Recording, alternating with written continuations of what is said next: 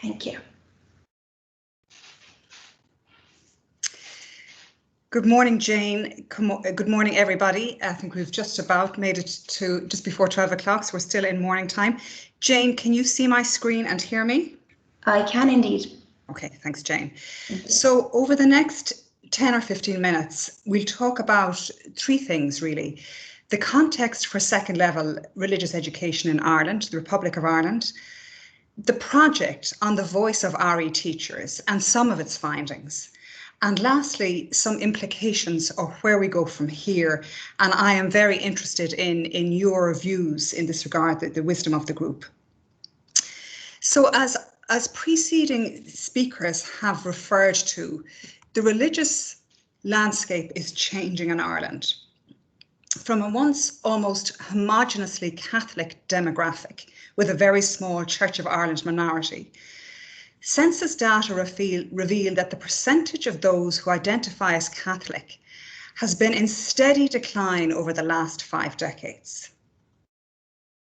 For example, in 1961, the percentage of the population who identified as Catholic was 95%, the highest ever recorded. That figure had dropped to 78.3. 78.3 of the population identified as Catholic in 2016, which was the last census, the most recent census, and that is the lowest ever recorded. At the same time, the number of those with no religion continues to rise. In 1961, approximately 0.04%, tiny proportion of the population was of no religion. That figure was nearly 10% in 2016. Christian religious practice in Ireland is also decreasing, especially among young people. So a 2008 pan-European survey found that 26% of people in the 16 to 29-year-old age group say they never attend a religious service. And this trend towards no religion echoes international patterns in Western, once Christian majority nations. In other words, it is in no way exclusive to Ireland.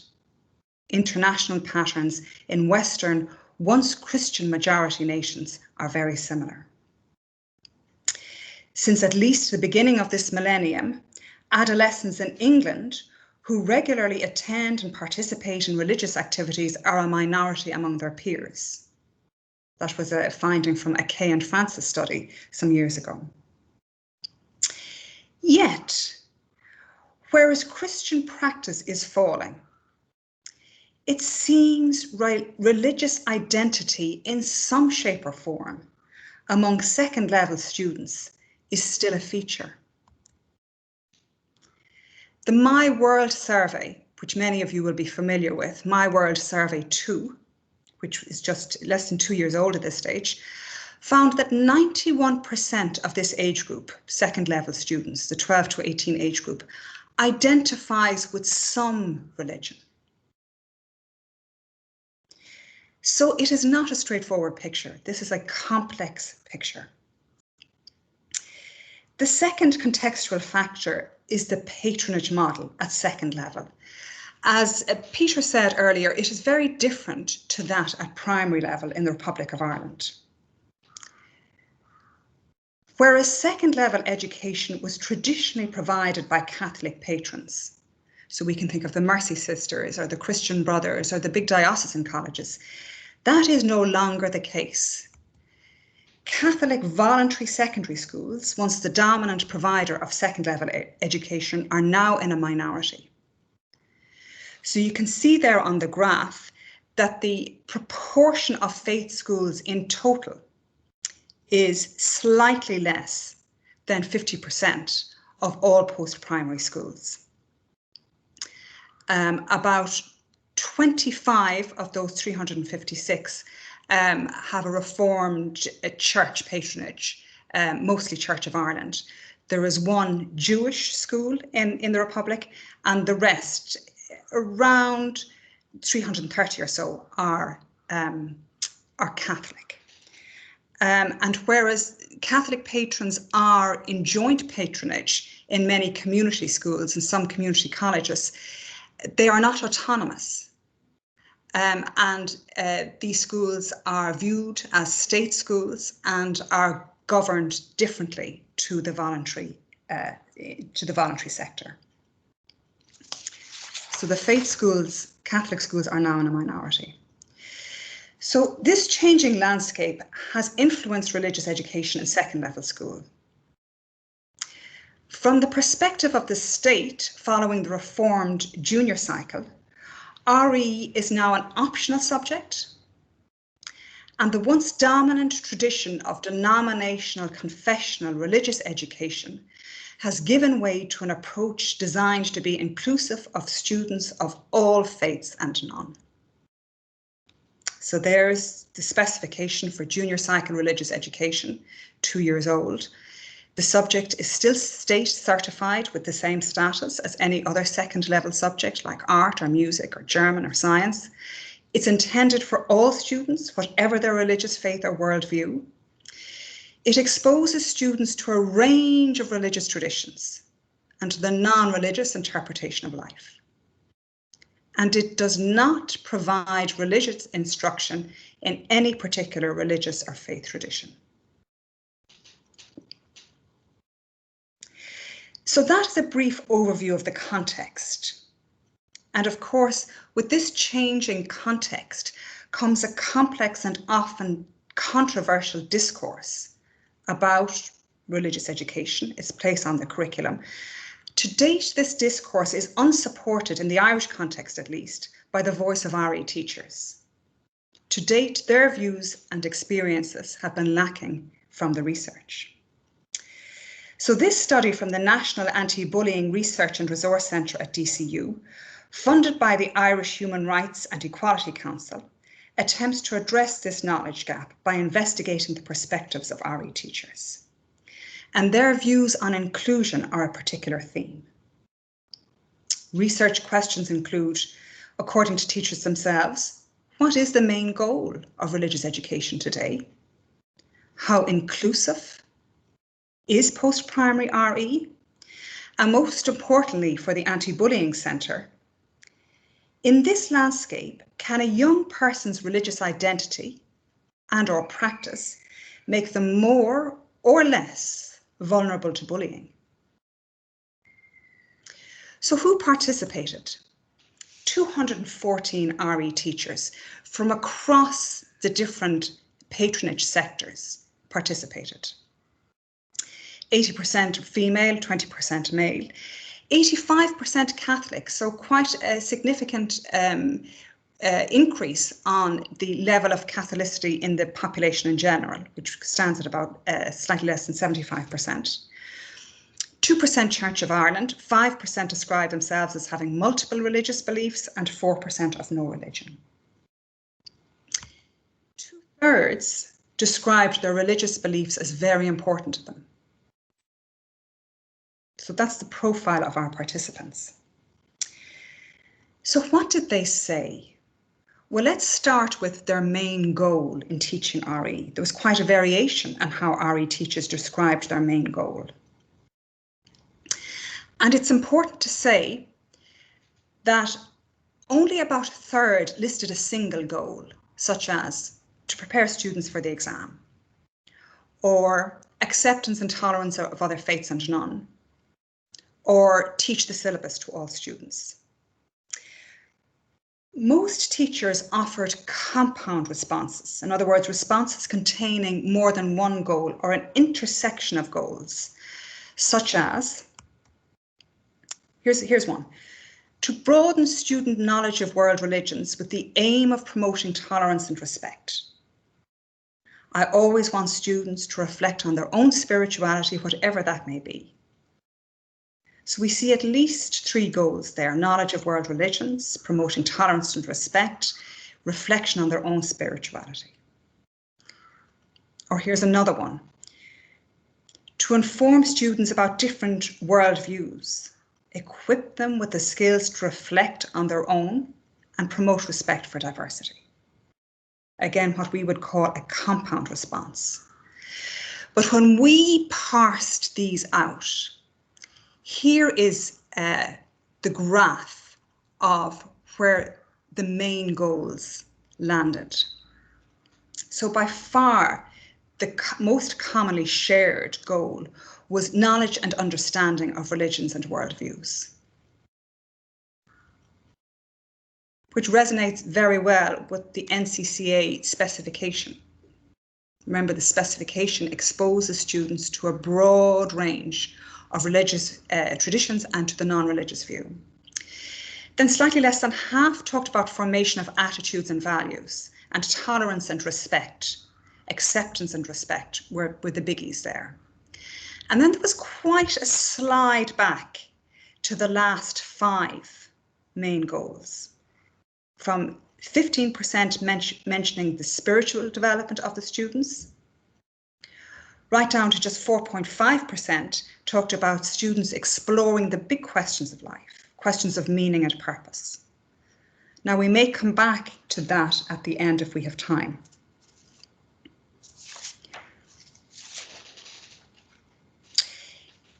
These views were not at odds with each other. They all reflect the multifaceted aims of post-primary RE.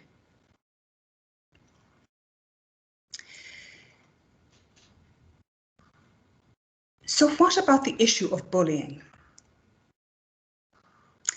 Well, overall, when we look at the results, most teachers did not see evidence of bullying, of religious-based bullying. We saw lots of comments like, I haven't heard of any bullying based on religious belief in the school. I'm not aware of religious-based bullying in my school, that type of thing. But the last part of the survey took the form of an open forum, what we called an open forum. So rather than asking teachers a kind of prescriptive question, we gave them an open forum and they were invited to lend their voices around issues of inclusion. Simple, as broad as that and as simple as that. And in this forum, some teachers reported that they were concerned about the treatment of students who were practicing Catholics.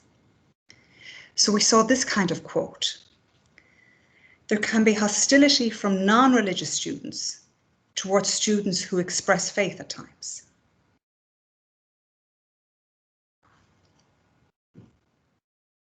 And Christians were identified as the most vulnerable group. So all religious students were vulnerable, teachers felt were vulnerable, with Christians as the most vulnerable group.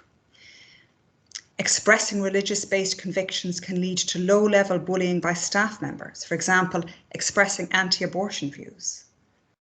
Or here's another quote: I suspect Christians get the greatest flack today.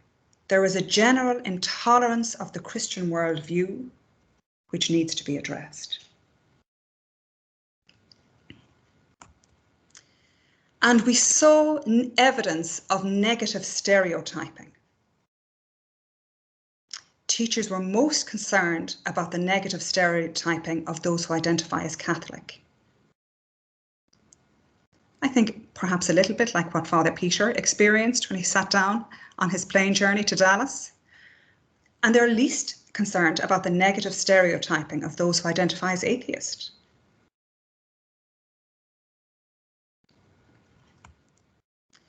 "15% were concerned about the Catholic school ethos, the effects of eroding Catholic school ethos.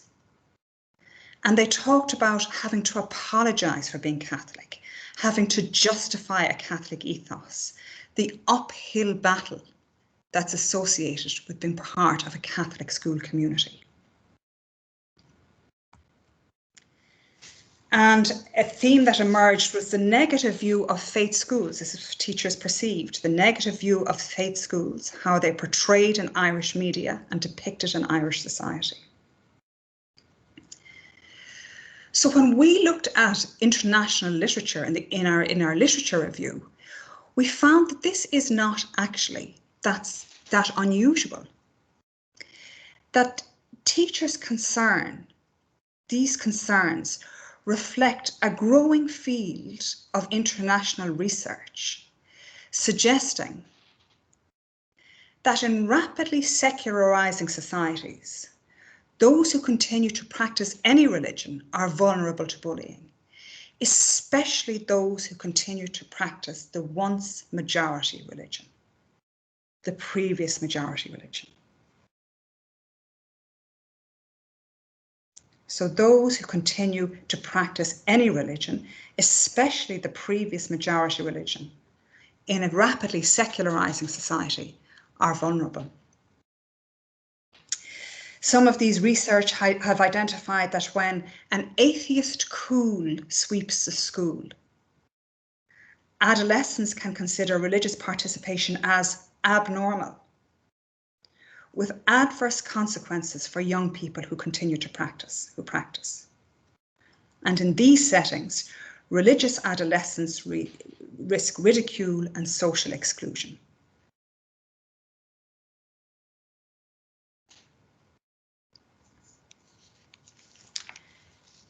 So, for instance, Julia Ipgrave concludes that when students are forced or feel forced to conceal or deny their religious identity, both personal and communal well-being are compromised.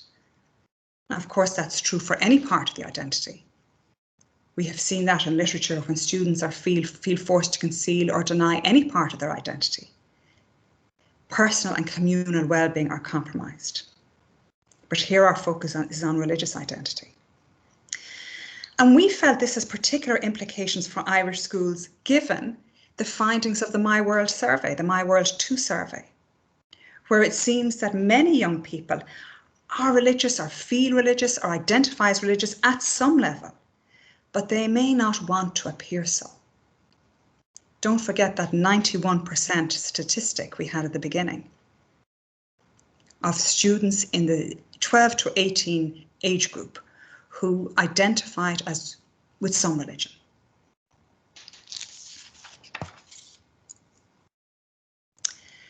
So finally, where do we go from here? The voices of both students and teachers who practice a religious faith.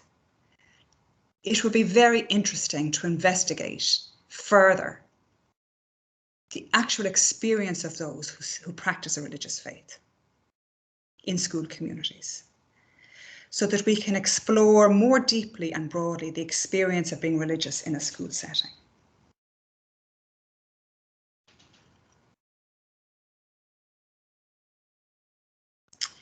So I'm going to stop there because I don't know if we have time for some questions and answers, but I'm very interested in the wisdom of the group as into their reactions to this and where we go from here.